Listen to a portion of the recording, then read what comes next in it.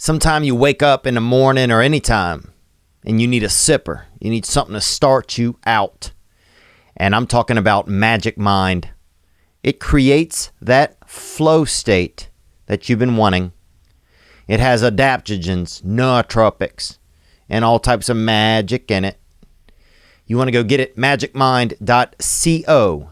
Use promo code Theo for 10% off. Today's guest is a one-of-a-kind type of man in the country music genre, and really just a young legend in entertainment. He just won the CMA's New Artist of the Year award. I mean, the dude is just dang talented. And we're happy to have him here today, Mr. Morgan Wallen.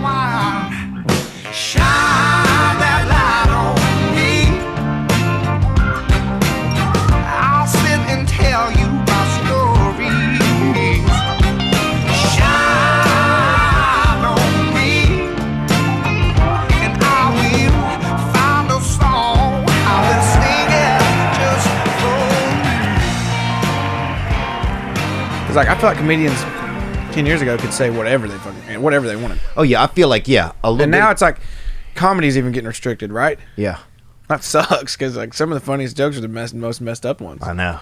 Well, I think now one thing you're seeing though, like in clubs, like say in like Denver has a club where they will take your phones before people go in. They'll bag them up. So it's this company even that they have like these little bags at the front. As you check in and get your ticket, they put it in there, they lock it. So you get to keep your phone, but there's no way for you to unlock it. Oh. So then, at least then, it's like the environment is still safe, but all it takes is somebody who's sneaking being one in. Risque. I mean, it's not like they're patting them down or anything. Yeah, no, they're not. Shaking them. There's not like a T-Mobile mascot out there, frisking or anything. Yeah. It really should be, though. No doubt. But yeah, do you think about that in music though? Do you think about, I don't know, does that play the same in music where there's things you can't say now? I haven't really considered it, honestly. I mean, I guess if I were to write a lyric and I thought somebody might get triggered by it, maybe. But so far I haven't. So far I have not really even considered that. Yeah, dude, people love your music, man. I was at a funeral, I'm not even joking, and probably about 7 weeks ago, and they played, what was the album that Whiskey Glasses was on? What was the title of that album? It's called If I Know Me. Yeah, they played that at it. Yeah. And I'm like, it was the weirdest fit. They played bro. If I Know Me? Yeah, If I Know Me. Yeah. Bro. What? For a funeral? Bro, it was really weird, bro. But I said, damn, this guy has made it. He's made it not only for the living, but for the dead. For the dead. That's almost more important. What, do you feel like, because now, you're famous now. I think, yeah, it's starting to feel that way. Yeah, I went to the airport the other day and got recognized. This girl came up to me, and I was trying to be incognito, like somewhat. I wasn't hunched over. What, do you take a cane? Yeah. But I had a mask on and had a hat on and stuff, and I had my back turned to her, and she came up and poked me in and was like, "Hey, are you Morgan Wallen?" I'm like, "Yeah." She's like, "Are you really?" I'm like, "Yes, I really am." And so we got a picture or whatever. Not before she left, I was like, "By the way, how'd you know it was me? Like, what gave it away?" And she's like, "I just know your eye region." And I was like, "What, my eye region?" All right, that's a little creepy, but you might have to get like a little. You have to get something. You might have to get some shades, some specs, or something. Well, on the way back, I just wore a hood. Yeah. And the hood was fine. But like summertime travel, I'm not sure what we're going to do there, But that was my first time being in an airport by myself in a long time. Really, since I haven't been in an airport by myself in probably like 3 years. Right. So, and then since quarantine, I haven't been in an airport at all. So it was just like, it was a leap of faith. Dang. And you went by yourself? Yeah, I did. Dang. Is it, now was this part nice? Because I noticed this, like it used to be like I would feel, because I get recognized some, right? But it's a different level. I feel like that you're on, like especially with music. Like you guys are rock stars. Like we got to come up with some serious riddles. You know what I'm saying? and I don't have a bass drum out there. You know what I'm saying? Like you guys really put it on people. Yeah. But I noticed having the mask is really nice because then it's like if I want the possible the dopamine hit I get from somebody recognizing me or whatever, I I can make that happen, and if not, I can put it up. Yeah, well, sometimes I'm sure you might get recognized too, just based off your hair. Yeah, I'm sure that might be the case. But yeah, the hair doesn't help. No, the hair doesn't help, and it doesn't help you either, probably. No, it doesn't at all. But that's also a good thing, I think. It's like, well, do you want it to work? You're probably gonna have to deal with being recognized sometimes. It's just part of it. So I don't dislike it. It's just it can be a little, especially just just realizing you might be being videoed or whatever. It's a little weird. It's like you feel a little violated. Yeah. But it's just part of it. But the mask thing, maybe I don't want masks to be required forever, but maybe like for the next couple of years, it won't be weird if you're wearing a mask, because I might just stick one on for the next couple of years. Well, I like it on the airline because, for one, I notice everybody's quiet on the plane. It's like it's quiet. It used to be maybe there's some loud kids, and then also I feel like I started to feel this pressure sometimes where if I wasn't in first class, then I would be like, people would think something of me. Like, it's my own thing in my own head. It has nothing to do with them. It's my own thing. Like, they're going to think I'm not success. You know what I'm saying? I get that, yeah. So, then it's kind of nice if I can't, say if it's just a last-minute flight, there's no first class, I can sit anywhere, and as long as I have my mask, I'm pretty safe, Nobody's probably going to come up to you, Yeah. I understand the pressure, though. I know what you're talking about. It's like, you want to... I'm doing so well. I got 4 number ones, but surely he's got a lot of money, He got 4 number ones, and why is he in 16B? I got news for you. I got more fans than I got money right now. Hey, now, is it kind of crazy going from I noticed there's a moment where you're good, and you know it, right? You know what you're capable of. It's just as an artist, as a performer, as just a human being, it, but other people don't realize it yet. And that, for me, that always felt like a kind of a special kind of place. It's like, I know how capable I am, but everybody else kind of doesn't really. But then you break the levee there, and then it's like everybody just knows. It's almost like the secret has been told, kind of. You ever feel anything like that? Yeah, I do. I mean, and I think at that point, it's like before people know you have something to prove for yourself, I got to show them because I want to, and then once you get kind of past that, they start expecting it from you, and then you're like, I got to prove it for them now. So it's just 2 different kind of places, I guess, but hopefully you can hold on to proving it for yourself for a long time, because I think that's more important than proving it for anyone else. Yeah, I agree. I think it just gets tricky, It does. I think just the more success you have, the trickier it gets, is what I'm realizing. I don't even know how to put all of it into words, but there's just so much going on at once. Like somebody, they expect this, and they think they bought in. They've cared about you for so long, so they have a say in what you do. It's like they almost feel like they're half your manager or something. So it's like you got to be careful about listening to it and reading into people's comments too much, because they love you because you're you, not because of what they want you to be. Yeah. Damn, man, I wish you lived in my head, bro, because I go down the other path. A lot of times I'll start I worry so much, what do people expect now? And how would I behave, sometimes, and I'm sure for you guys, it's even it's at an even more grandiose level. No, don't get me wrong. I don't live that. I don't always live by what I just told you. I sometimes, I'm not do as I say, not as I do.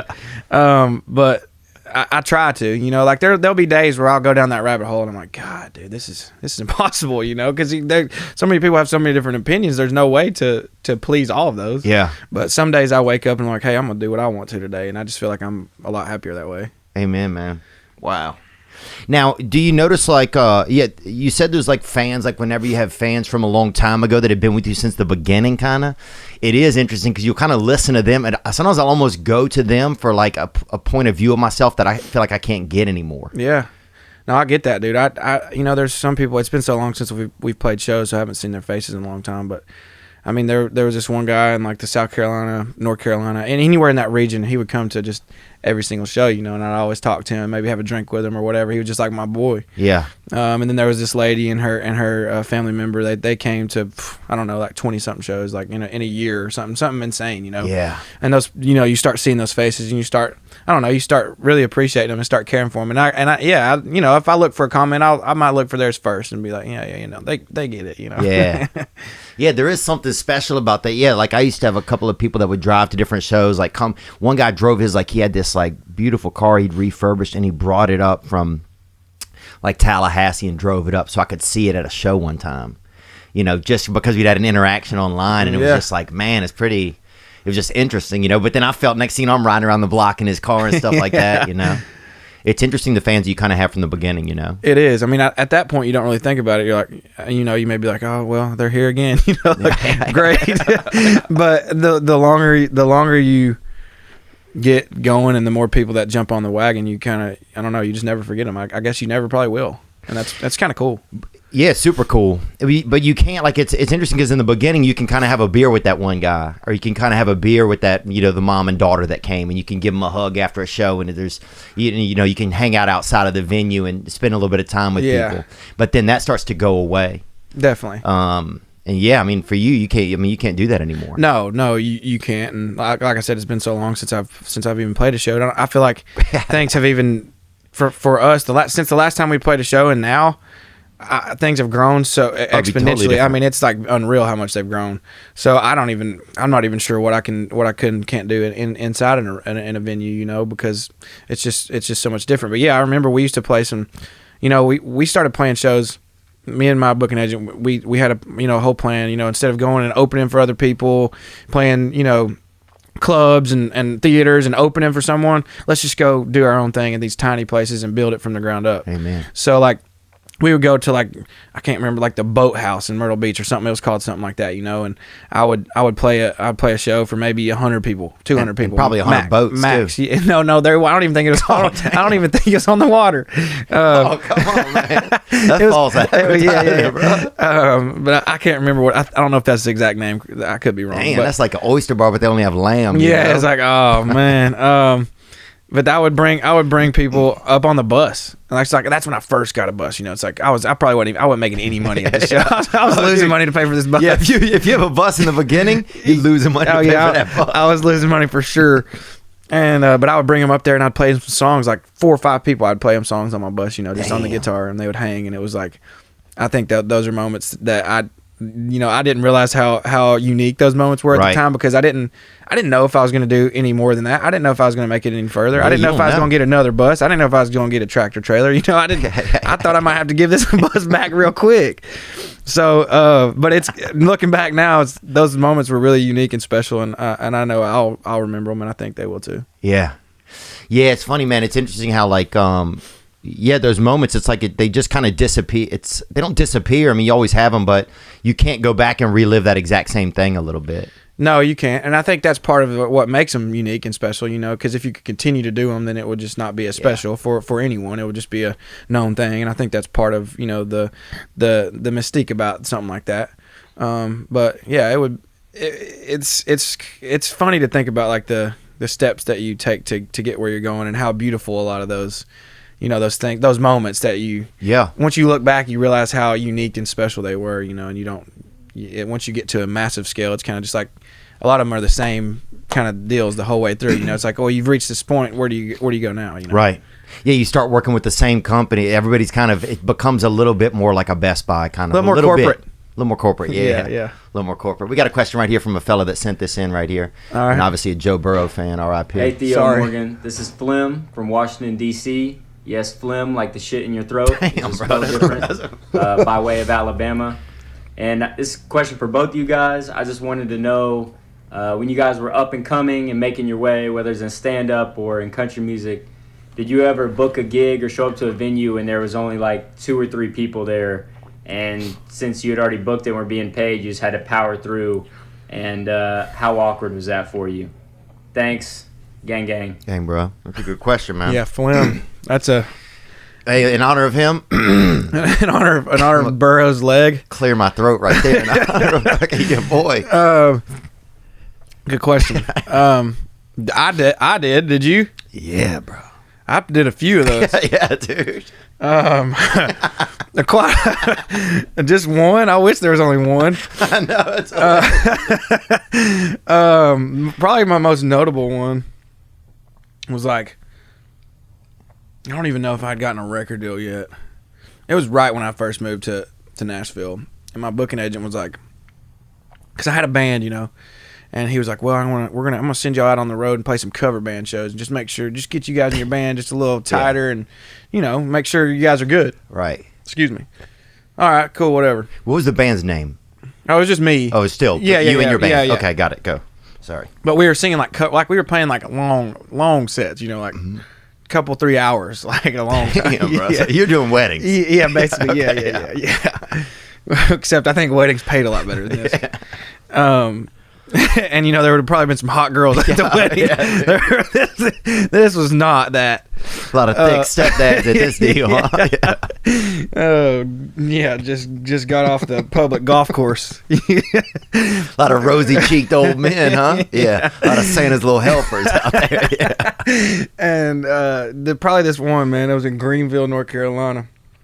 It was the first one we had done, man. And what they told us was we're going to go to Greenville, North Carolina. That's where East Carolina University's at. Okay, cool. It was like a Friday or something. Yeah. Yeah, there'll be a lot of there'll be some the Pirates. Yeah, there'll be a lot of college kids out here. Hell yeah, it'll be great. We get there and like the first thing the dude says to us, he's like, "Yeah, by the way, guys, it's rush week or something. None of the frats or sororities are allowed to go out this week." That's bad, bro. Okay. Damn, great. That's bad immediately. Maybe there's some people that stuck around in this town that are a little younger. Maybe some people that dropped out of school that are or still they milling. didn't make to the frat, Yeah. Dude, we go up there, and as soon as he starts saying that, I start pounding PBRs. Yeah. Just in the middle of the day, I'm like, oh, this is gonna be. Oh yeah, bro. This is gonna be bad. That's the North Carolina State bird, the PBR dog. Amen. Caw. I don't know whatever that is, but man, we get out there, and I'm pretty lit, dude. And like honestly, we have not had a chance to practice that much, and there's a bunch of songs on this list, So I'm damn near making up words of these songs, lit, singing, and there's like 4 people, one person kind of dancing a little bit and just, by himself. Yeah. That's the worst, bro. Yeah, I couldn't tell you who was actually there, but I start midway, like, dude, I'm like halfway talking shit to the crowd. I'm like, God, you guys suck. I'm just not having a good time, not feeling it all. Telling my band to replay the chorus, and at the end, let's do that. Let's just keep this song going because I don't know the next one. Yeah. And it was like one of those moments where I knew I didn't want to do that. I didn't want to play cover band shows. Yeah. Because it was extremely difficult, and you just don't never know what you're going to get. So I think that moment. I'm pretty sure one of my buddies that I brought with me like told the guy his bar sucked, and like he got kicked out of the bar. Like one of the 5 people there was my buddy, and he got kicked out because he was being an idiot. And but it was one of those moments I was like, well, I need to get it together. We really need to. I want to make something of this. I really, really love singing. I really don't like singing other people's music the whole time. I'd really like to sing my own. Yeah. So let's hone in and really work on this. And that was the worst one we ever. The first one was the worst one, and we kept getting better. Damn. And you're still with some of the same guys today? Yeah, everybody in that band is still my band except for my one of my guitar players, and it was not any bad blood or anything. He just got married and wanted to stay at home on the road. Oh yeah, I heard about that. I remember you yeah. talked about that in a different interview. Yeah. Man, that's wild, dude. I remember. Let me think. I remember one time they brought me out. This was actually a Greek event. This was like University of North Florida or something. So they bring me out there. Where's that at? North Florida. I don't know. And it's one of those schools you're like, I don't know if this really is school. There's like 18 schools in Florida, and that's they cut it off. That's number 19. There's like 4 gyms on campus. You're like, this shit is a little weird. Like this ain't checking out. So they're like, okay, we need you to go out there, start the show off. It's going to be great, right? I go out there, bro. These kids do not give a fuck about me. All they care about is seeing their friends who are performing, because each one of the Greek groups had like they're doing something. They're doing like they're playing a song or doing a skit. Okay. So like a talent show. Yeah, talent show. So I go out there, and I guess they didn't consider me talent. So I go out there, bro. They're booing. So I'm just ripping through my material because that's all I have. Is my only weapon. There. Yeah. My only weapon is just these words that I have, and I only have about 15 minutes of material. So I burned through that in about 7 minutes. Oh yeah. Yeah, because part of your thing is like pausing and yeah, totally. None of that. Bro, every time I pause, I can feel how much more they hate me, So I'm like, damn, these pauses are pretty painful. Oh, I guarantee it. So I get through that. I bring out the group who's coming out next, and I get backstage, and they're like, that was good.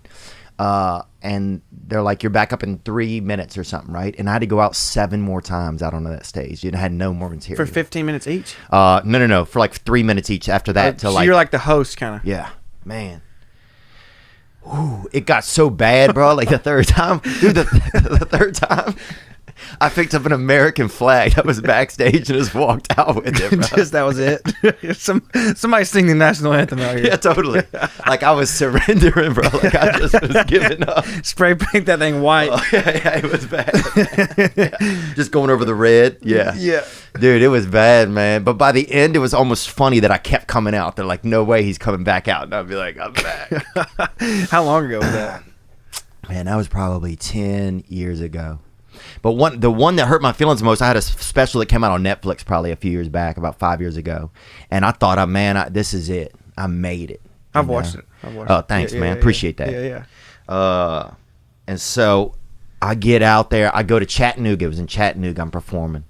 And I'm excited. I get there. I'm thinking it's going to be hype, dude. Finally, people are coming. I've been doing this for, 9 years, 10 years. Finally, people are going to come out. And I got there, bro, and there's like 7 people there. Oh. It didn't do anything, dude. And there was just one girl came, bro. And that's always, bro.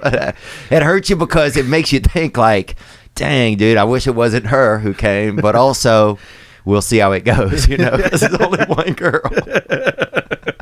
And, bro, she was a tough girl, boy. She had all the shoulders, bro. She was just a strong lady, Yeah, you met her? No, I've met a few, yeah. Okay, yeah. I mean, I love linebackers too, Yeah, no, she was, she was just, and I think I did actually end up making out with her, honestly.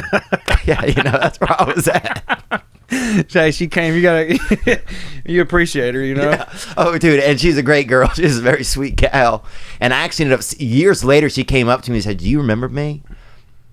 And I said, "Unfortunately, I don't think so." And she said, "I came to your show in Chattanooga."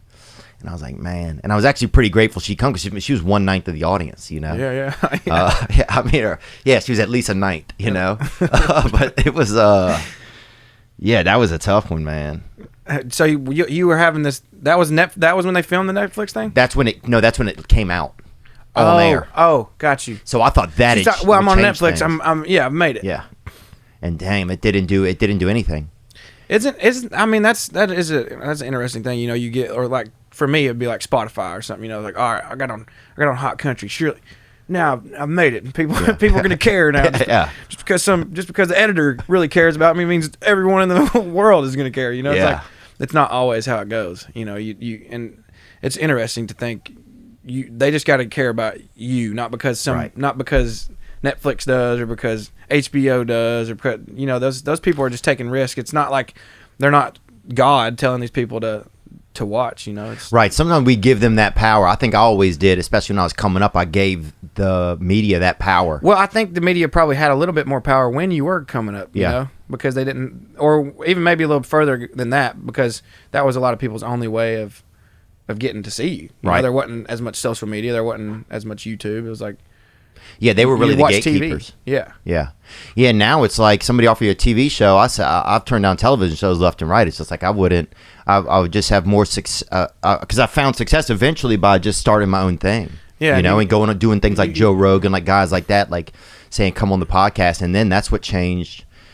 me. At least people being able to at least see me for me. But like you're saying, it's more of a natural thing. They gravitate towards you.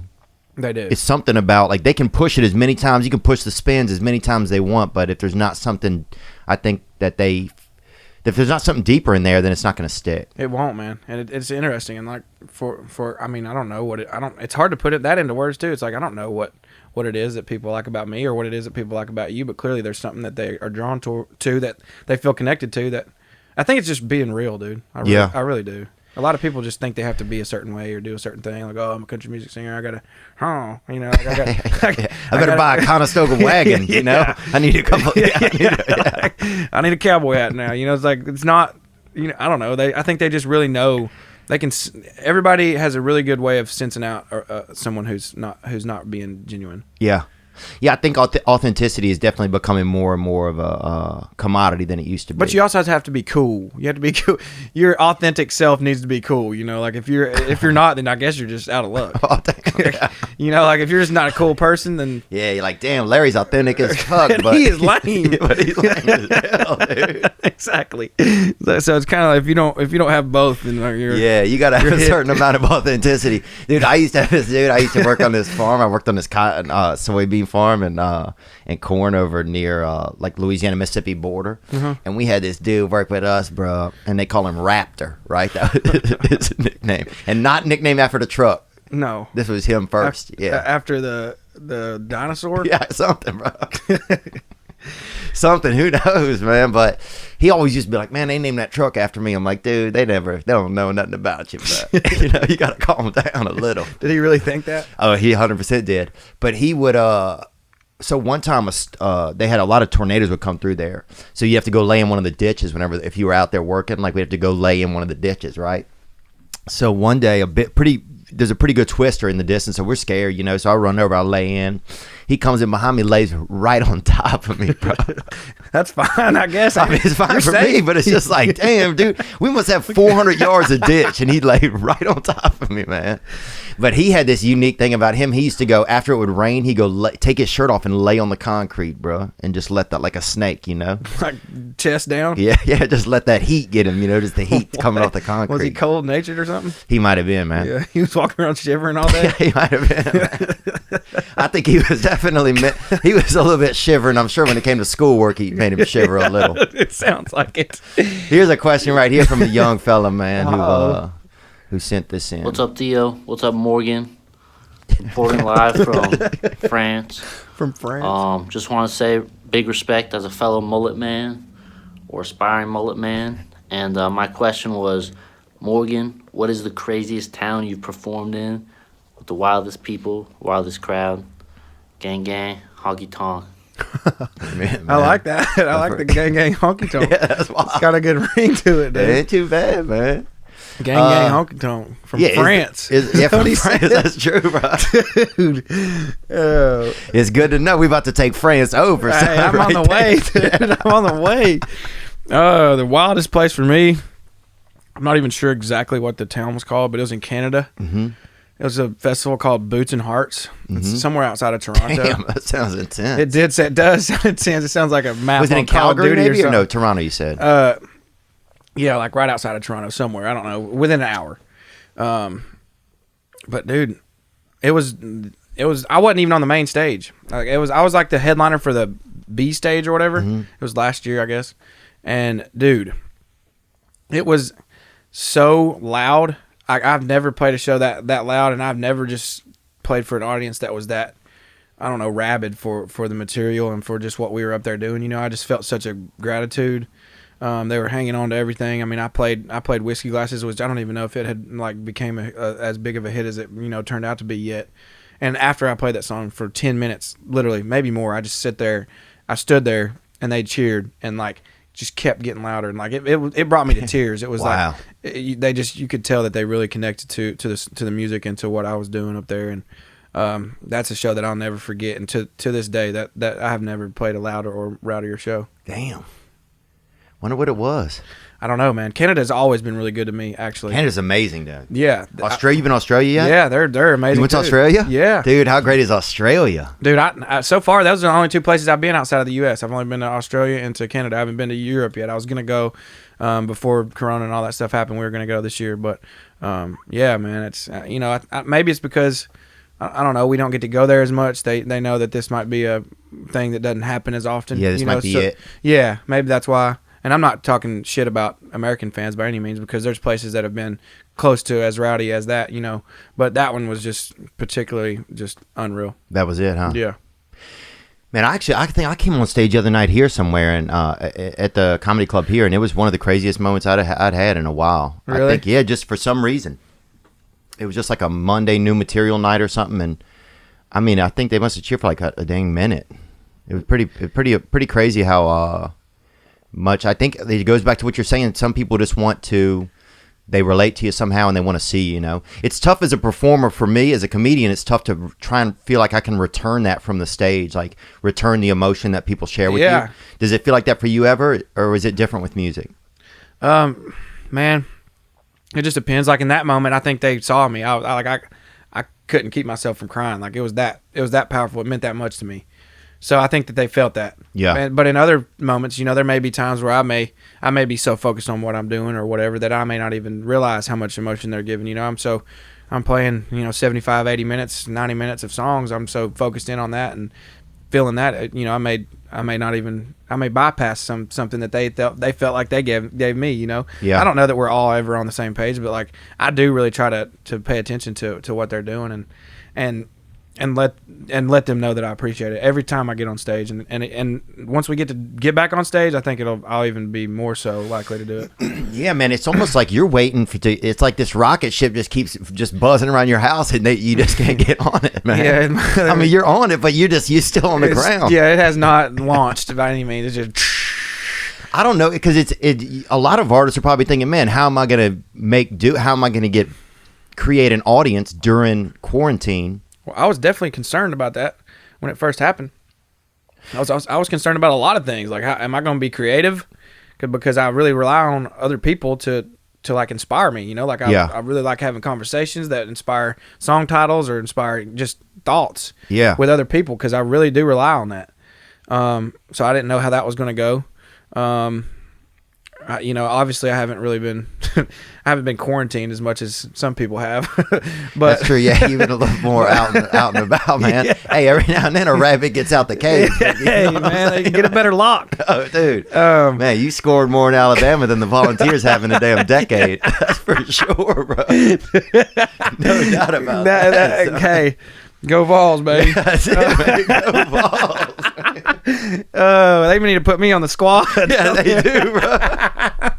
You're about 7 for 7 from what I've seen, man.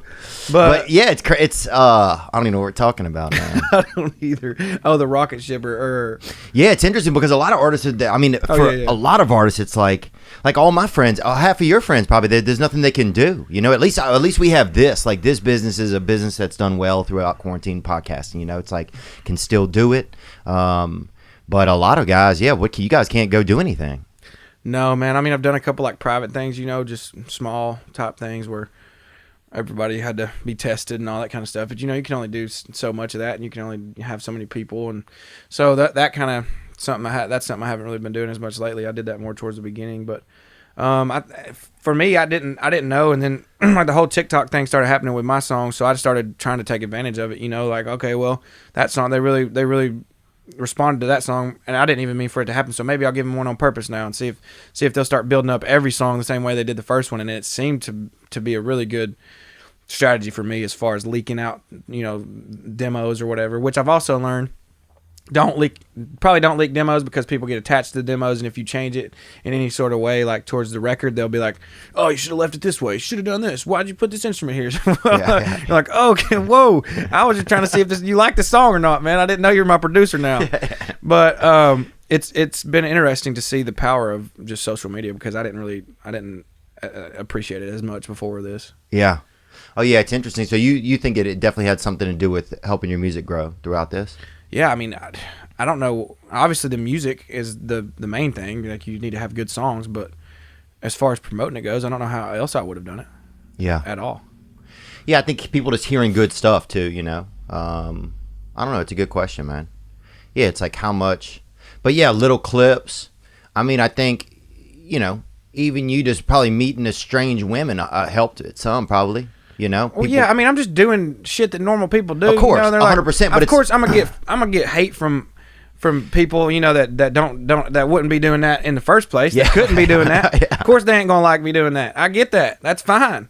I'm gonna get hate. I would have got hate whether it's COVID or not for doing that. You know. Oh yeah, people get jealous. Yeah, and I get that. Yeah. But for the most part, I'm just. You still have to be alive. I'm just living my life. Yeah, what are you gonna do? How am I supposed to write songs if I don't live my life? First of all, and you know, obviously, maybe I don't want videos of everything I'm doing, but I don't know that I would change it. Yeah. Agreed, man. There was you're outspoken about, like, yeah, why can't we go tour?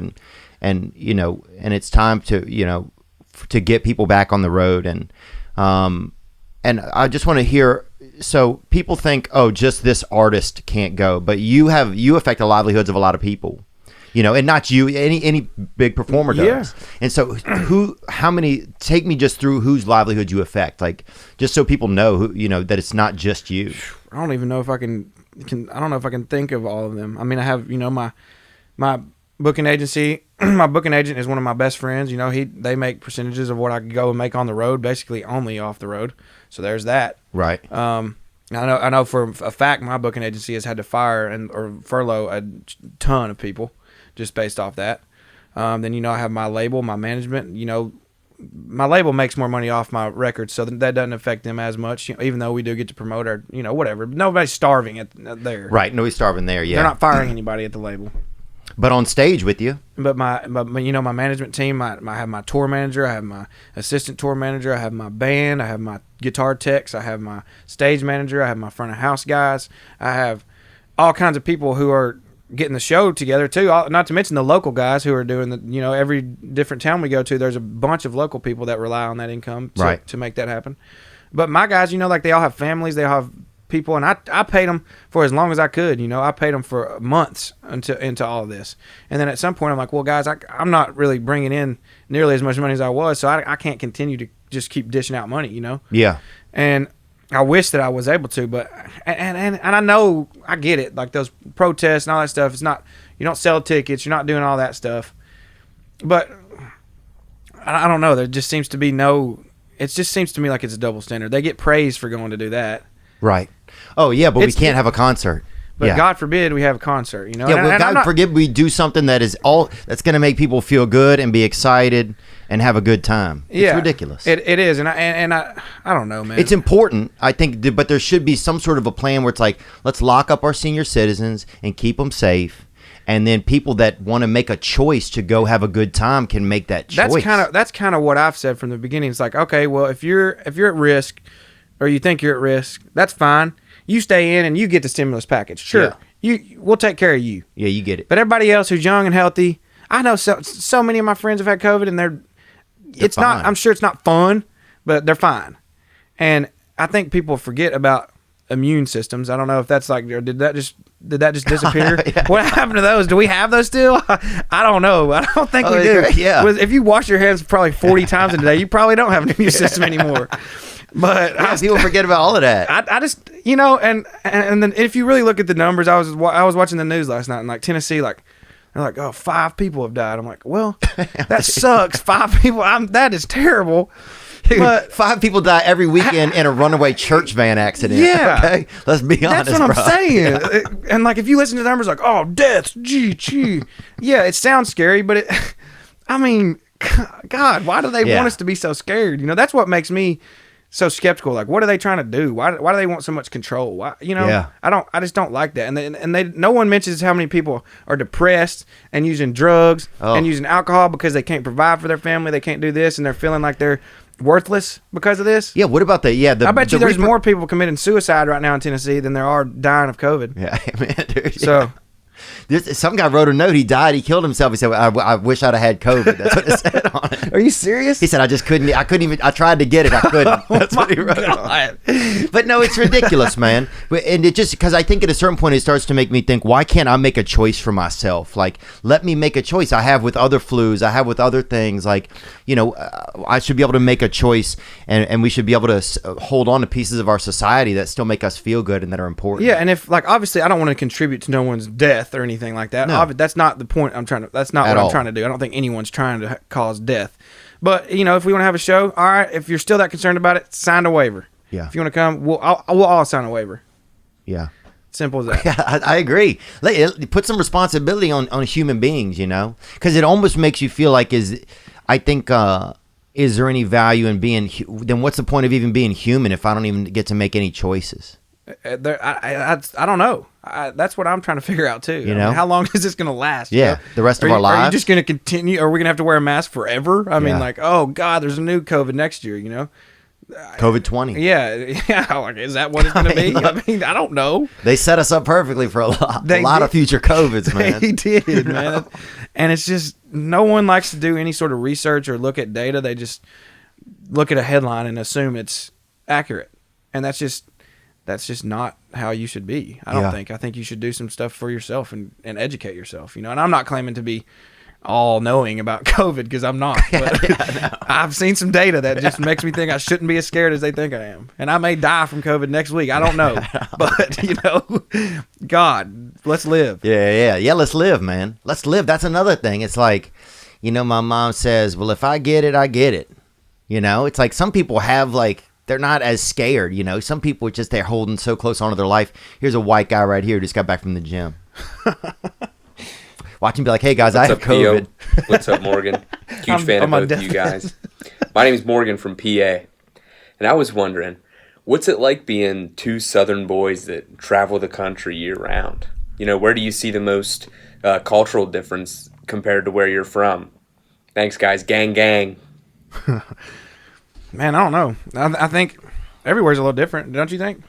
Yeah, I think so. I mean, New York, to me, when first time I went to New York City, that was the craziest thing that ever happened to me, I thought. First time I ever got on an airplane, I went to L.A. So that was pretty crazy. Me too. Hell yeah. Yeah. Me too, man. It's all the palm trees and stuff. You're leaving the airport. It looks pretty cool. It did look cool. And I think I realized how much of a redneck I sound like when I get out there, because everyone's like, where are you from? I'm like, Tennessee, man. Dang, man, I ain't never heard anybody talk like you before. Yeah. It's like you don't really think about how much difference in a one country there is. Yeah, and they get scared too if they hear a Southern accent. Like, what do you? Hey, spit on me, what bro. Are you like, racist? Yeah. What are you, racist, man? Huh? What do you want? You want a recipe? What do you want? Like, it's crazy stuff, man. There's so many, like, I don't know, just stigmas about the South that are funny. I know, I'm sure some of them are true. But a lot of them I think are true, bro. It's pretty good, dude. Bro, I'll tell you this. So they, the worst thing is, there is something funny though. The Southern accent, it's great, but it also sounds dumb sometimes. It can. It can really ruin. It's because it's like you could be the smartest person, you show up with a Southern accent, and you don't get the same consideration. No, you don't. And I don't know where that came from, really. I don't know why people correlated those two. Do you? Yeah, it's a good point. I don't know why either. Like, why? Where did that come from? Probably from, I guess, television. Probably is where you would see. It was always the like Southern, the rednecky kind of guy. And then rednecks, I've said this before a ton, is it's the last people they still let you make fun of on television. True. So I think we might always get made fun of. That might just be part of it. But I don't. And I guess a lot of people from the country and who you consider redneck don't have as much education. As far as book smart, they may not be book smart, but they'll get your car back on the road. Yeah, dude. Oh, they'll make cracklings. Yeah. Yeah. Bro, my sister, she's pretty country, and she's the happiest person I know in my whole life. It's definitely a more simple way of living out there. It is. I mean, you may be busy all the time. You may be getting up at sunrise and going to bed at sundown, or not quitting work till sundown, but it's just like, I don't know, there's not as much, pressure, it seems like, to fit a certain mold. Yeah, I was on a date the other day with this gal, and she said that they didn't live by anybody growing up. They lived in like rural Alabama, and she said so the only guys that would come literally were her cousins when they would come over like a couple times a year. So a couple of her siblings got in trouble with the family for smooching on the cousins, but it was the only people they saw. What do you want me to do? I know, damn, dude. Come on, man. How close a cousin we talking here? I know, it's true, but it's just interesting, man. When you have limited when you have limited options, man. That's pretty wild. I grew up, decently rural, but not that. I saw. I had some couple family friends. Yeah, you gotta wait for a family. I don't think we didn't have the same last name. That's all I knew, baby. I was in. Dude, you got to at least wait for a tall trick-or-treater to show up. You know what I'm saying? Like, come on. Sean, let's pull up that question you played when you played for me earlier. Hey, what's going on, fellas? This is Jason coming to y'all from Who Dat Nation. Got the big win over them Dirty Birds today. Out here on these tugboats, keeping America moving. Oh, hell yeah. My question for Morgan Wallen is, if you could create a song with any artist, any genre, past, present, future, who would it be and why? Love everything y'all do, man. Morgan, congrats on that CMA award. Looking forward to that new double album release next year. Y'all take it easy, man. Gang, gang. Gang, maybe. Hell yeah, man. That's a good question. Who would it be you think out of the past even? I don't think I've ever seen the inside of a tugboat before. Pretty cool, huh? Yeah, I wonder how far he's going. That's pretty cool. And dude, that job, you have to get born into it a lot of times. If it's in Louisiana, I think the laws are that you have to get grandfathered into it, literally. Like your grandfather has to have done it like it's a family job. Huh. That's cool. Pretty cool. I mean, it sucks if you don't have a grandfather. But yeah, dude, yeah. What about your grandma? Dude, I don't know. I mean, I'm sure. I bet they got a couple of bad water bitches out there, man. I bet they do too. I don't know, but that's cool, man. I've never seen that before. Is there a guy like even on any place, even 21 Savage, who would be somebody to be across? That would be interesting. Oh, well, an artist of any time, like past or present or like I don't know about the future, but the Eagles, man.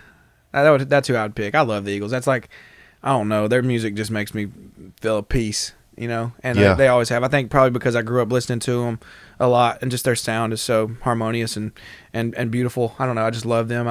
If I could do a song with the original Eagles, that would definitely be who I would pick. Damn. But if I could do a song like right now with somebody, I want to do a song with Miley Cyrus. Oh, what, really? I love her voice, man. Yeah. She has an insane voice, and I just, you know, she kind of just don't care either, not like that. Yeah.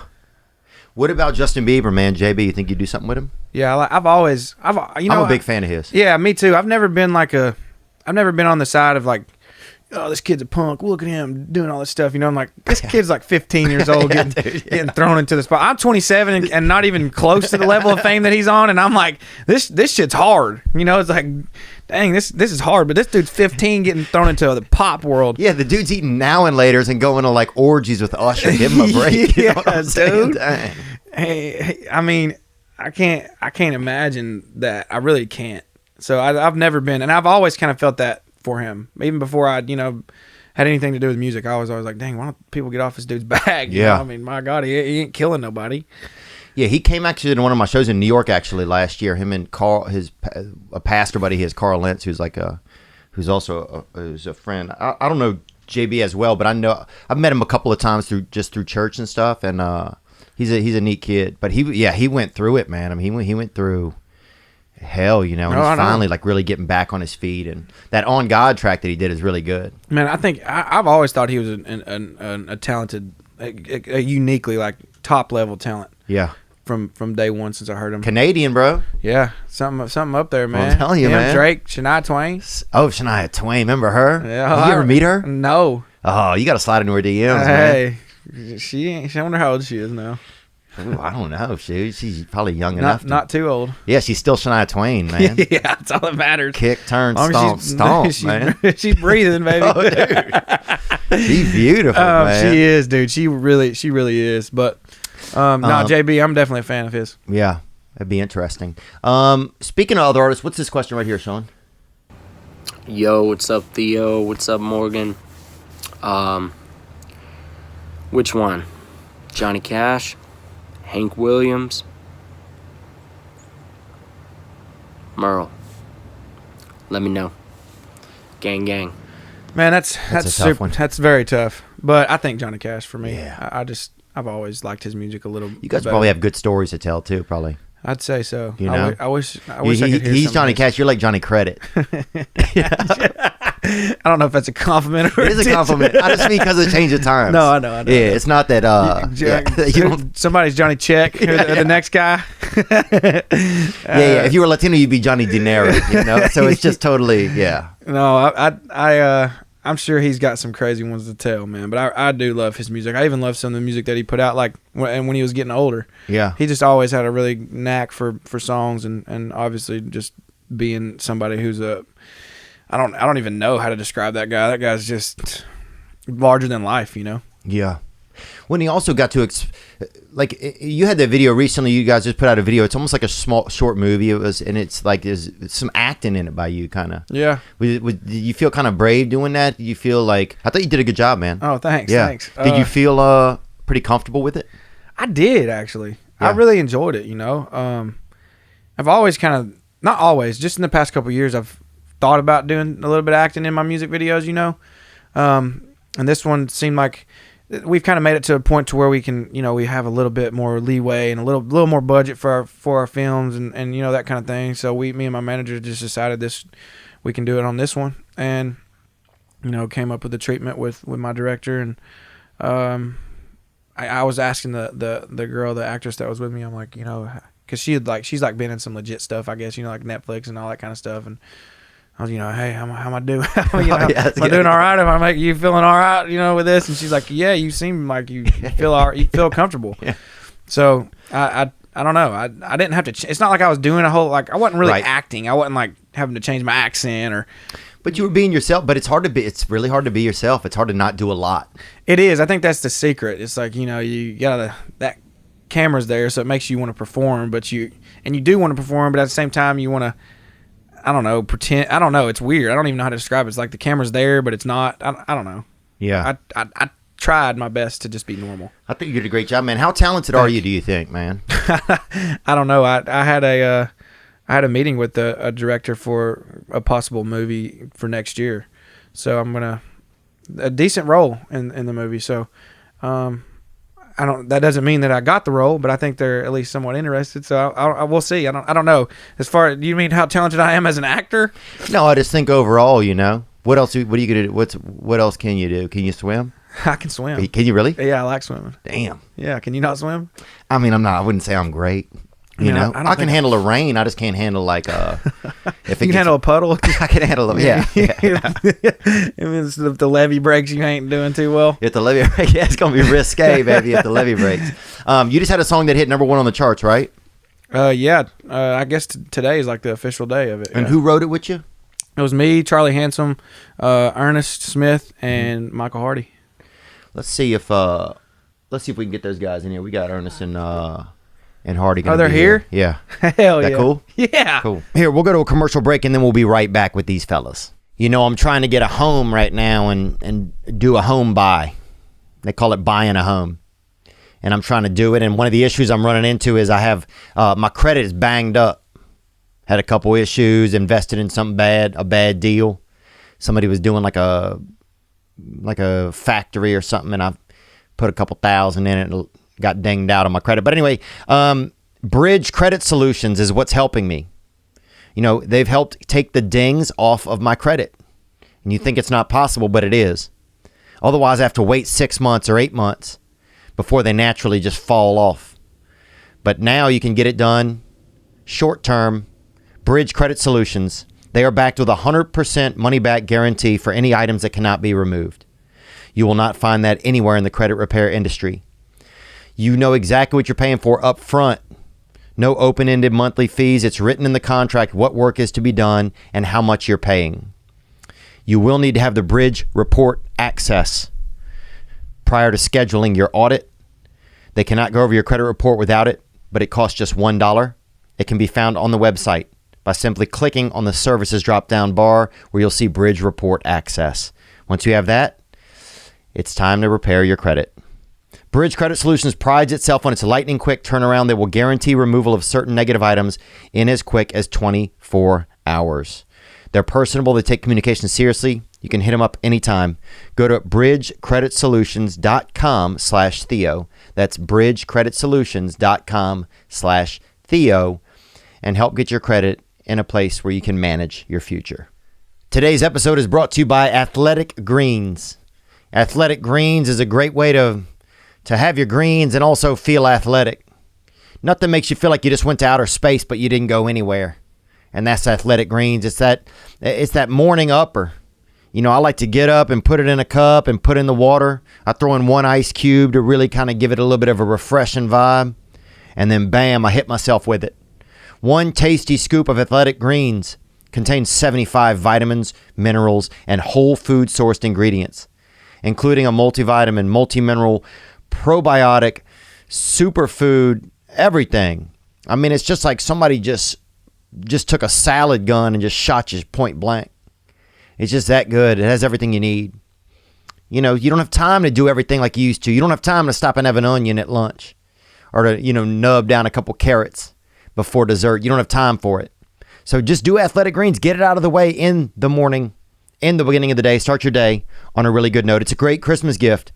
You know, my mother called me the other day. She said, Theo, stop sending me Athletic Greens because she has too much. And I'm letting you know right now, Athletic Greens is doubling down on supporting your immune system during the winter months. They are offering this past weekend listeners free 1-year supply of vitamin D and 5 free travel packs with your first purchase if you visit our link today. You'll basically never have to buy vitamin D again for the rest of your life. That's amazing. Simply visit athleticgreens.com/THEO. Again, simply visit athleticgreens.com/Theo and get your free year supply of vitamin D and 5 free travel packs today. Just get the salad out of the way. Get the health out of the way in the morning. One big sip where you can make it happen. athleticgreens.com/Theo. Happy holidays. What about y'all's first kiss, bro? Take me there, man. Who was your first kiss, Hardy? Oh man, God, I don't even know. What? She's not gonna like that. she definitely. She's gonna have to. She's gonna have to get over. Her name was Lee Ellen. I know where it was. Damn, how old was she? I was Lee Ellen. She was actually about being elder. She was my age, believe it or not. Lee Eldon. I think it was Lee Ellen was her name. Ellen. Damn. I never. You know what's funny is like they always called her Lee Ellen, and I never noticed that Ellen is in her name. Like I don't know. That sounds crazy, but I always just saw it as Lee Ellen. But now that I think about it, like Ellen is a part of Lee Ellen, and Ellen is definitely an older lady's name. But no, she was probably we were probably like 13 or 14, and we were at my family has like a fish. You got a late start on life. Yeah, man. I mean, what was you doing before that, bro? Just looking around, bro. Killing hogs. I was like 13. Is that a late start? I feel like it's pretty late. No, I went to the Church of Christ where we started at about 7 or 8. If you're Morgan Wallen, that's a late start, okay? That's true. I got to think about what company I'm in right now. Babysitter, huh? Yeah, I don't remember how old I was. She was probably like 12. I was probably like 7. What was her name? You remember? No. I don't remember at all. That's kind of fucked up. That's heartless. Part. Yeah, she was. Hey, I was 12. It's also heartless of Morgan not to remember her name. I feel like. Made out. I mean, I don't know if I was making out with her, but I kissed her. I'm sure I slept. Did you put the moves on her, or was it like a cute thing? I don't know, dude. I just remember. I'm sure you were. I was drunk. I don't remember. I was 7. That was 20 years ago. Bro, just look on Snapchat. You'll find it, man. Yes, that's where you'll know what happens. TikTok. Morgan Wallen kissing his babysitter. What's Morgan Wallen doing in his babysitter's kitchen? Dude, I have no idea. I need a babysitter now. Yeah, you do. Now you need it back. Actually, she's here today. Rebecca, come on in, man. That'd be perfect. What about you, Ernest? Man, my first kiss, it probably was like kindergarten. I don't know, do your hands up here. I was going to cross them. I'm good, dude. I'm good. I'm right here. I'm gonna keep I was like kindergarten. This girl, I think Virginia Bain Burkhart, I believe is her name. Shout out Virginia Bain. I knew it, dude. I think this is her name. That he rambles out her full name. No, I know that my mom tells this story because she picked me up from school that day. Oh, yeah. Well, my little preschool ass jogging down the steps. Mom's there. And she said, "How was your day at school?" I said, "I'm gonna marry that girl in the pink panties." So I don't know how I knew that, but that was a true story. My mom tells it. She said, and I didn't end up marrying that girl. My wife was wearing white panties. white panties. Yeah. I don't know. That was a rough one. Dude, we had this girl in my neighborhood, and she used to wear V-neck T-shirts. Her dad's, right? And they was Italian, brother. They was fully Italian. And I remember she drew breasts. We were children, bro. She drew tits on her chest with a marker. Oh my god! And let me kind of feel on them a little bit, but yes, dude. How old do you think you were then? I hope I was 11. Were you old enough to get a little? Did you get a little blood flow from those Sharpie tits? Bro, the sad thing was my butt. I think I might have. And look, dude, I remember she drew them too small at first, and then she drew them bigger around it. Like, oh. Her first breast augmentation was with a Sharpie.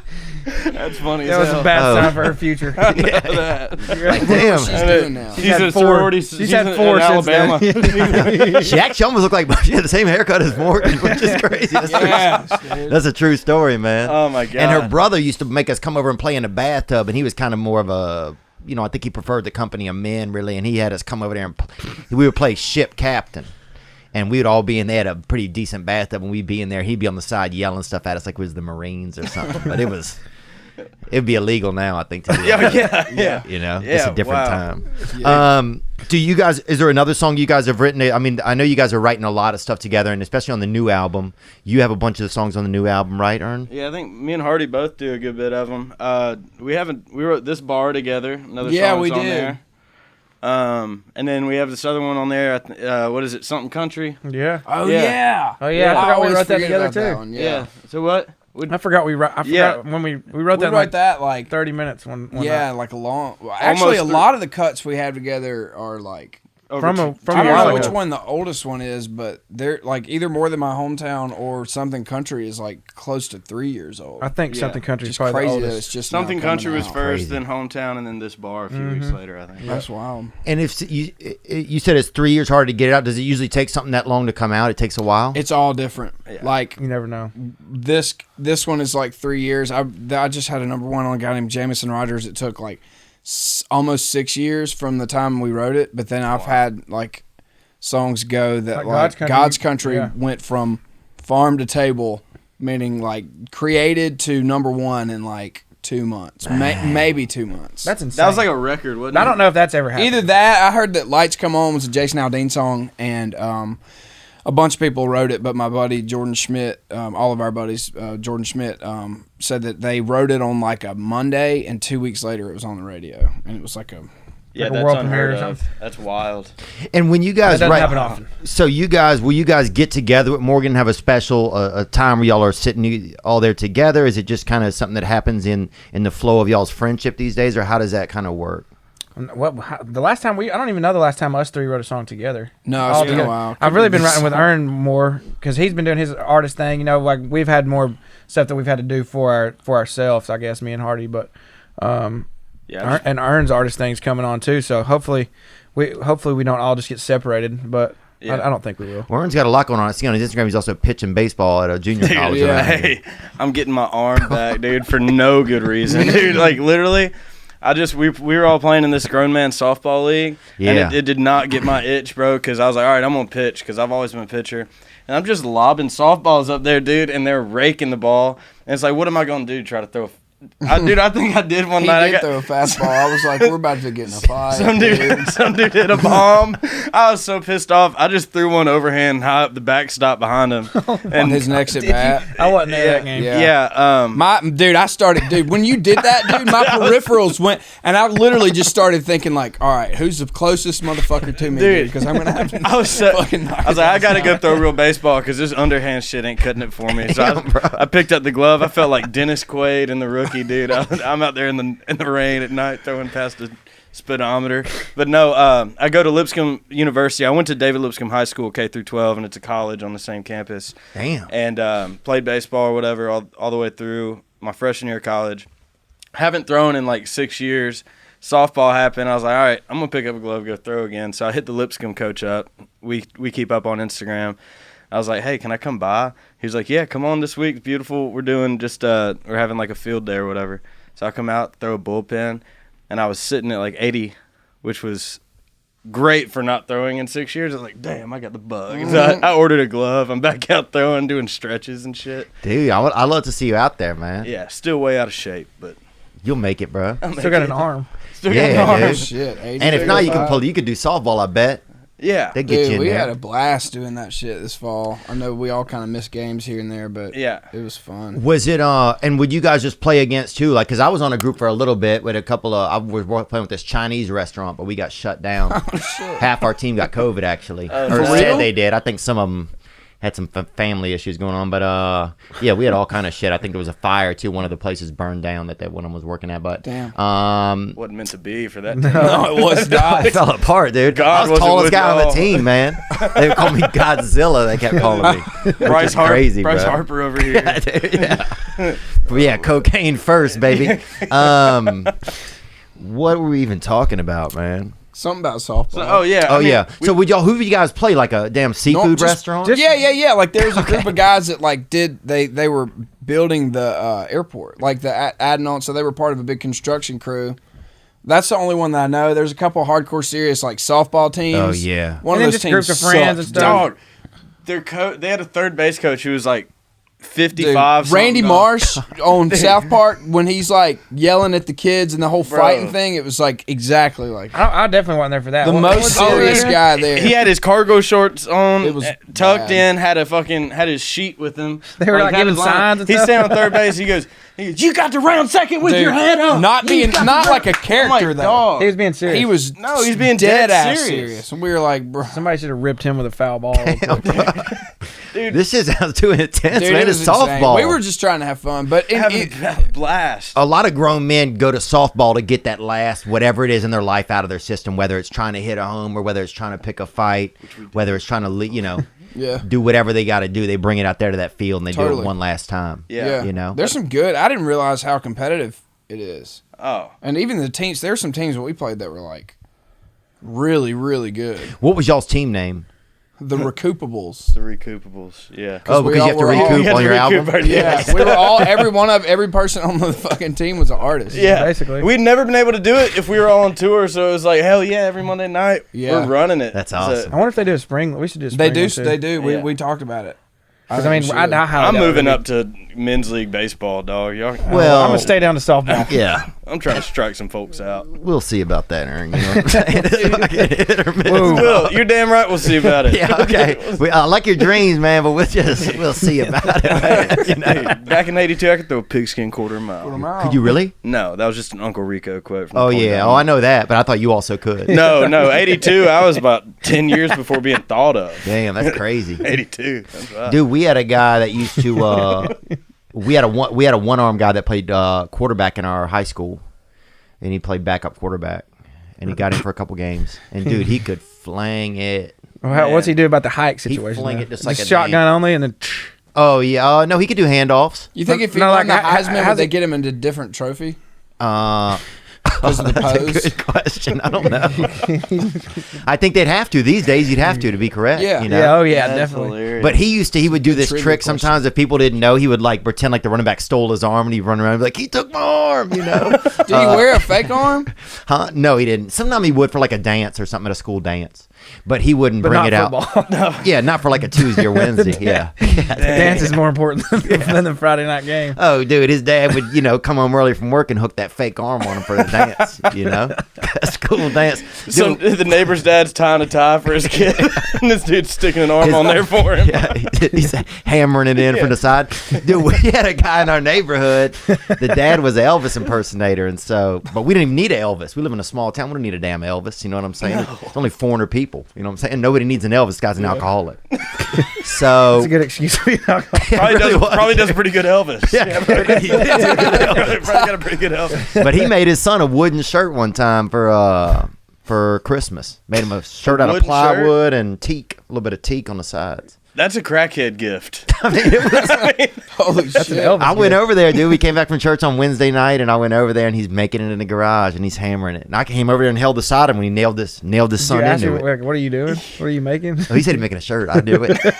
You could tell it wasn't bad. Was it like, was it contoured and stuff, or was it just a piece of? No, it was flat front. Look at you want to pleat it, man. That's Hardy, bro. He just wants to, he wants to go that extra mile. I do respect that, man. Hilarious. That pleated plywood front. Give it a little Put a shake. pocket- That's what I thought, man. You got a pocket I can put my A dip in? shirt that's a shield, bro. I'm about to say it's redneck Got some Kevlar. Lumberjack Kevlar. Yeah, for BB guns Yeah, only. right. Bro, he wore that bastard. The problem was on the bus, he That just boy's had going- to fall into the seat like that. He just couldn't. It wasn't. He's It was a going large. wild. It was a large, and he was a small He kid. wore it. He actually wore it. Oh, he wore it, bro. He said, "We're going paintballing, boys." He That wore is it, so dude. His funny. dad never gave him anything. He wore that thing at probably 4 days a week for about 2 weeks, and some people spray painted graffiti on it. His dad never. So Elvis, he wasn't a generous guy. It was, He wasn't giving his. His dad's wearing velvet and giving his kids plywood fucking shirts. it was I got different. my blue suede did, shoes. You Did he? got the Did he fucking think it oak was like a shoes. nice gift? You think He did. He did. Oh, that's sweet. That was the thing that was sweet about it. It was like, oh, this is him doing something nice, Because he spent I bet he probably spent 2 weeks in there putting it together. You know? Wow. I mean, that is really sweet. Hey, but these, also, fuck, these what are a waste. reasons the South gets a bad thing that we were talking about earlier. Yeah, you would never hear You don't hear that any fucking where else in the world, dude. Yeah, well, education is low, but skills I'm building are my through the son a roof. shirt. This is why we lost the Civil War, because we're too busy making damn wooden Wooden shirts. shirts. Like, dude, you could have built like a wagon or something with that. He could have done some Little things, man. He could have done some things. Let's go to a question right here that came in, and Well, if it isn't the Mullet Muppets, Mr. Theo Vaughn, Morgan Wallen. Huge fan of both of you guys. Hey, Thank you for everything he can't you even do. say my name right. Not that big of a fan. I did want to submit a question to I bet you Morgan don't know a song of ours. and ask, what song are you most excited about coming up on the album? I listened to the 3 new songs that came out, as well as the other ones that have been the singles. Forgive me. And just awesome takes. So continue to do what you do. And what song are you most excited for and why? He does have a Gang. Oh, sorry. Theo, you're the man. thanks, man. That's good, Sean. And keep doing what you guys are doing. Thank you, brother. Thank you for the question, man. I appreciate you. Yeah, thank you. And he does have a different accent, so maybe that's how they would say my You name. get a lot of French fans, dude. That one Yeah, guy. that guy was from France. Somebody sent in a question Really? from France. Was that guy really from France, you think, or was he just saying that? Yeah, he was really. Oh, that guy's from France. He had a weird sound. Who would to it. just say I'm from France? I don't know. Yeah. But you're right, though. Maybe he lied. He could lie. Yeah, I'm not saying he's a liar. Sorry, man. I'll say it. He could be.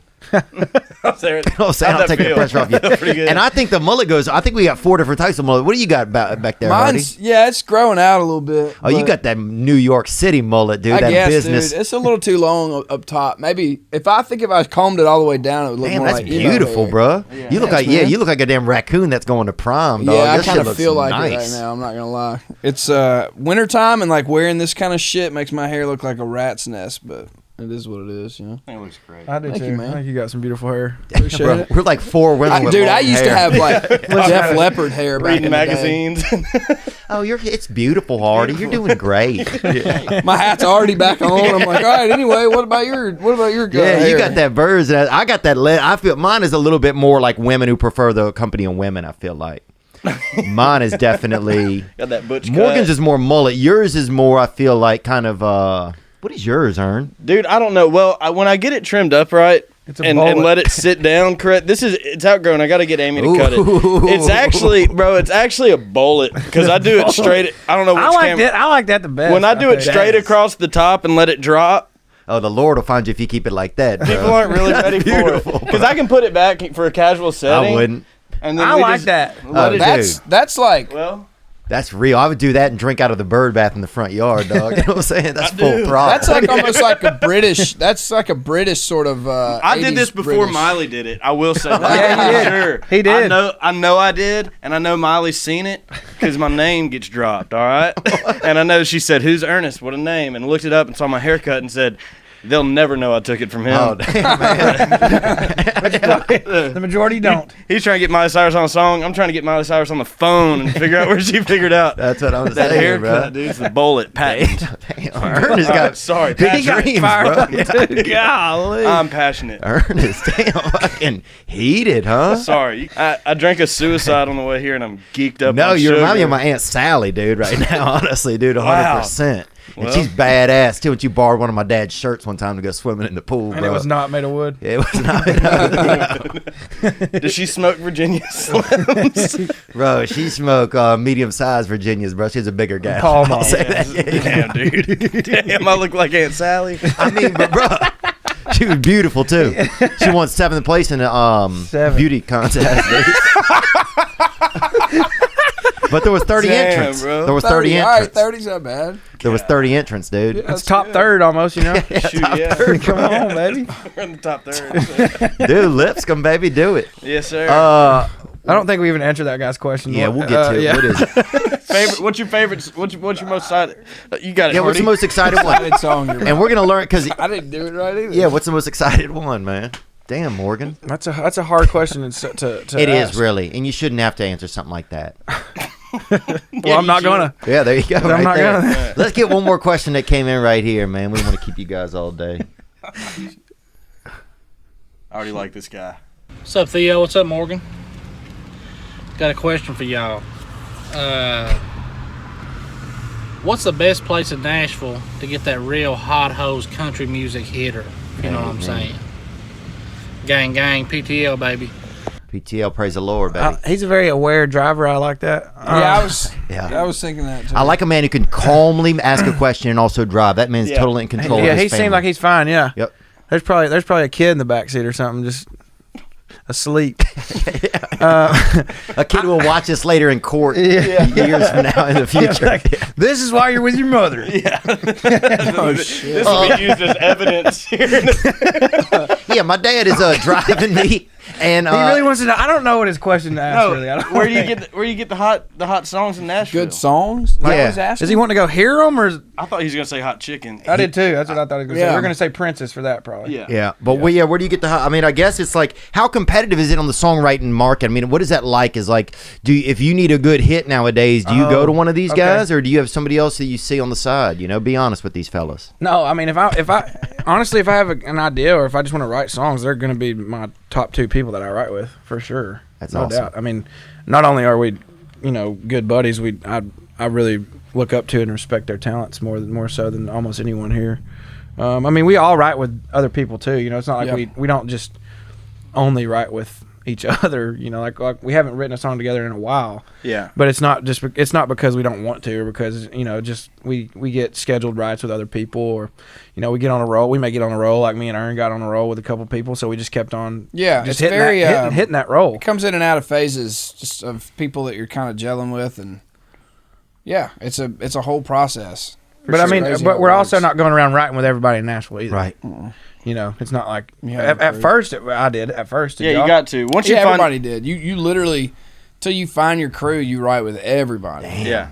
And even once you kind of get cuts and you get some hits, then you write with the next level of everybody. You know what I mean? And it sort of goes on until you really are here for writing songs for 4 or 5 years and like really get your crew together. Yeah. And who keeps the tabs on how that how that's dispensed between the different writers? If you get have a point publishers. people. Yeah, your publishers. So they're will run handling point all on that. you. Yeah. And they'll ask you, who did you enjoy that? Do you want to write with these people? Do you want to do this? And do you want to do that? And you just kind of, yeah or no. I mean, I don't know about y'all, but I mean, they just like, I don't know who I'm writing with tomorrow, but I know I'm writing with somebody. You know what I mean? Like they just book it out, and you just kind of stay on your calendar and stay a couple weeks ahead and make sure it's not somebody that you hate, not that. Right, or somebody you worked with before, it's uncomfortable. Yeah, totally. Like, I mean, there may be a hit songwriter that's got 20 number ones that you just don't really like writing. No, with. there's and there ain't nothing wrong with 10 that. I can think of. Yeah. It's like every that. room dynamic's completely different because like you're saying, we definitely spent 2 or 3 years speed dating pretty much with writing. And then now the luxury is not having to do that. Yeah. Getting to pick your room all the time. And luckily we found people who we really enjoy the company of, who are badass at the same time, and you don't have to. It's just. And it all You depends. don't feel nervous to go write a song. I don't. We're just hanging never out. anymore. I used to at first. I was like, damn, man. I don't know if I'm going to like this person. I don't know if I have a good idea. I don't know if. That's how we met. That's how me and you met. Yeah. That's crazy. Yeah. He just came to my house. I did. Never met him before. No. And was he nice? Was he friendly? What was he like? Yeah. Yeah. We wrote a decent We wrote a cool song, Yeah.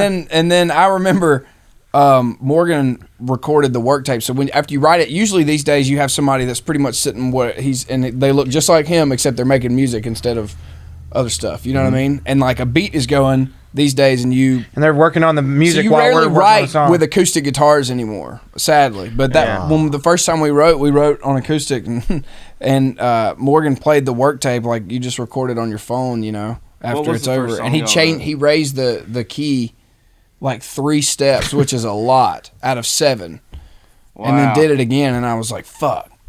All right, I like this guy. And that was it, dude. We just started drinking together.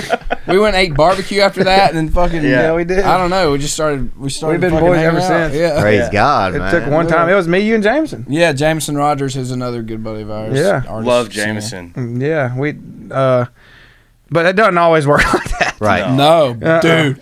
I've had some brutal ones. Yeah, because Fake a phone call halfway Yes, through sir. and take it. Hello, nobody's on either. I'm out. Yeah, dude. Oh my God, y'all have an emergency. My dog escaped from my house and he's running through my neighborhood. Yeah, my kid's on fire. I've used some bad excuses, dude.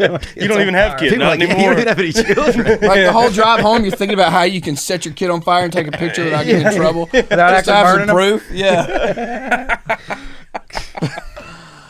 Jesus Christ. Damn. Do you ever this would be the last question I got. Sometimes with music, I notice a lot of your stuff that I've heard, Morgan, makes me like kind of nostalgic a little bit, and I love nostalgia. If people are like, if you could go to space, would you go be that astronaut? I'd be like, no, I want to be an astronaut that like blasts backwards into time and in my feelings when I was a child. You know what I'm saying? Like, that's the astronaut I want to be. Wow. Like, how do I get back there? Hypnotherapy. There's a thing for that. Astronaut. Now I'd go for, dude, Ern, I would go to you for for like a reading or something, I bet, in a heartbeat. You get them palms read for sure. Ern's roadside readings, bro. I'd pull up straight Ern's at got a couple tarot cards. Carrot cards or whatever. Carrot cards, bro. Oh, this one have 1 carrot. This one has 2 carrots. Boy, you're doing good. Oh man. Is it? Do you sometimes find like a piece of something that like you're like, oh, that makes me think or feel a certain way, and that's how you guys start a nugget for a song? Is there any real secret to it? I know this is a real general question.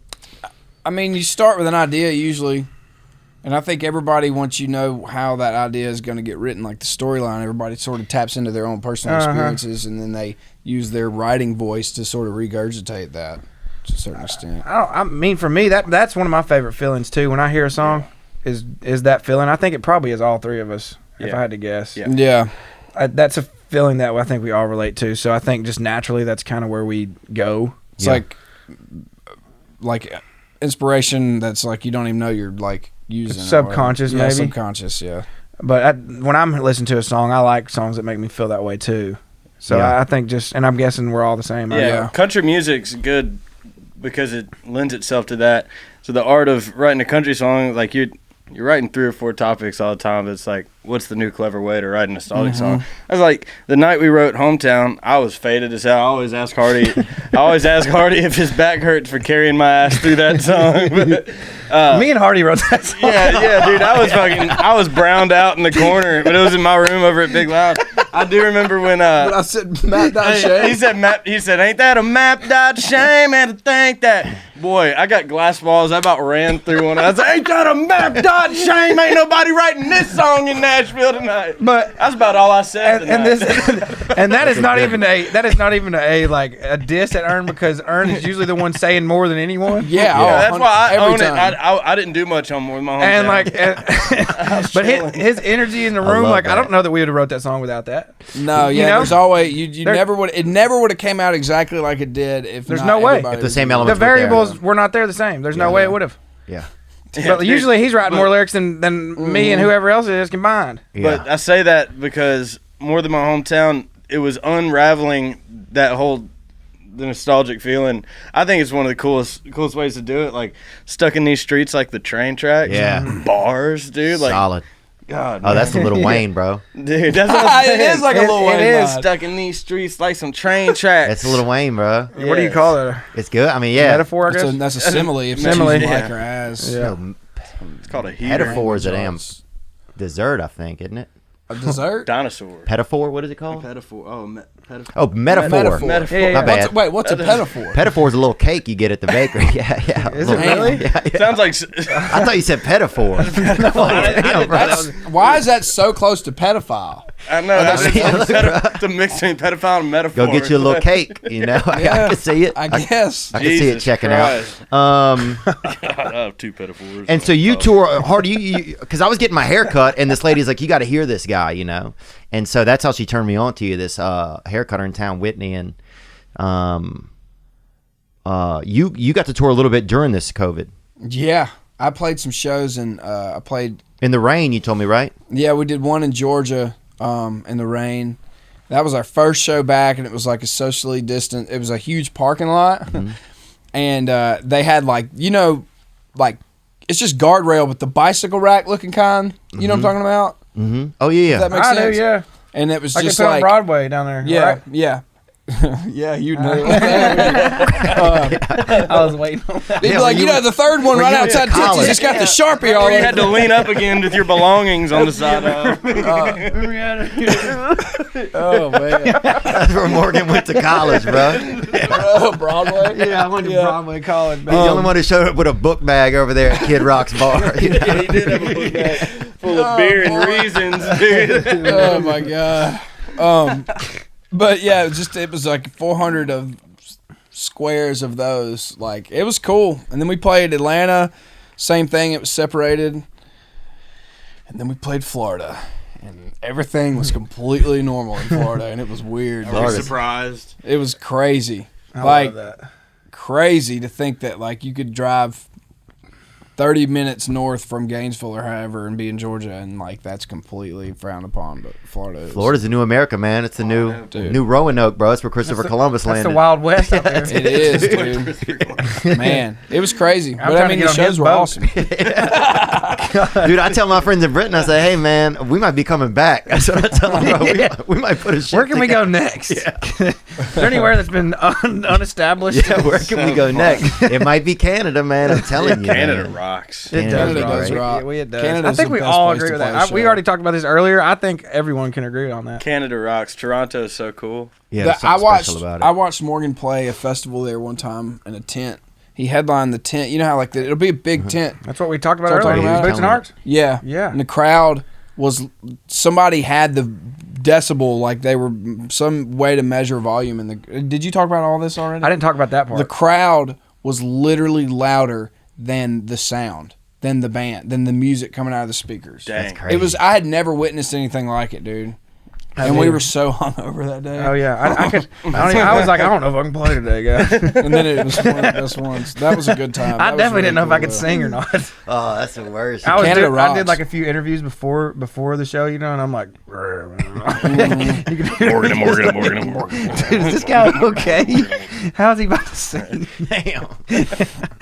Have you guys ever all sang together on the stage at once? Or no? Not all three of us. We've Me shotgunned a and him beer on have. stage together, but Oh yeah. Well, Ern's busy Yeah, pitching baseball, so as soon as he gets back on the stage, yeah, soon as they I got send 3 him back workouts down- a day. Ern's out there filming a league of As their soon as they own. send him back to the softball league off the men's league, he started. Now, Ern, if you push the envelope and try to get on the damn female softball team, I would support that. Ooh, who can tell me I can't? Yeah, I you're would right. never. No one. I think about that all the time, dude. Dude, I was peeing in the airport in St. Thomas, and then it was like a minute-long piss, and I turned around and realized that one of the ladies had been cleaning the whole time. I was like, dang, dude, I bet she just has to deal with this all the time. Yeah. I probably would have still peed, but that's something different. Yeah, because of same gender bathrooms. Yeah, it's like you don't even know who that's the scary part. It's like what janitor is going to be in Yes, there, you know? yeah. And how do I behave towards them? Exactly. Yeah.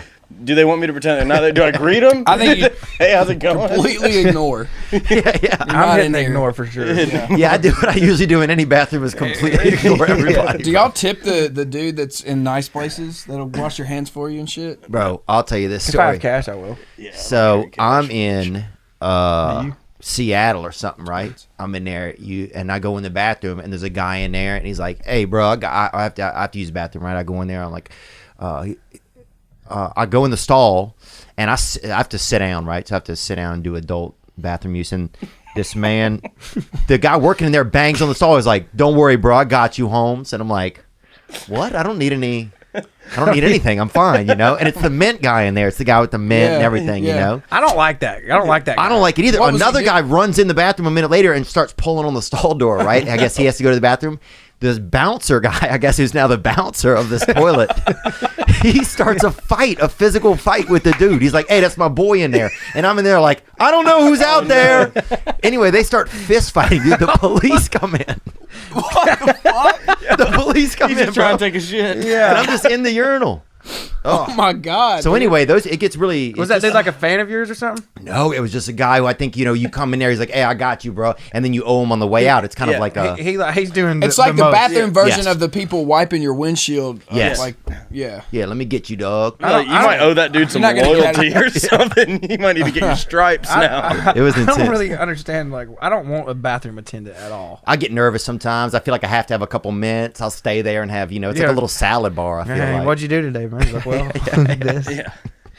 I just wash my hands. I don't need I another just squeeze. I just beat the shit out of somebody coming in here trying to shit. Yeah, it's been a long week for everybody. Dude definitely shit his pants in that fight. If he had to get in that bad and then had to get hit in the face. I felt so bad. He I'm like, went leave to him jail. alone. He went to jail wet. Dude. That dude had a rough trip. No. Man, it's too much, man. You guys are crazy.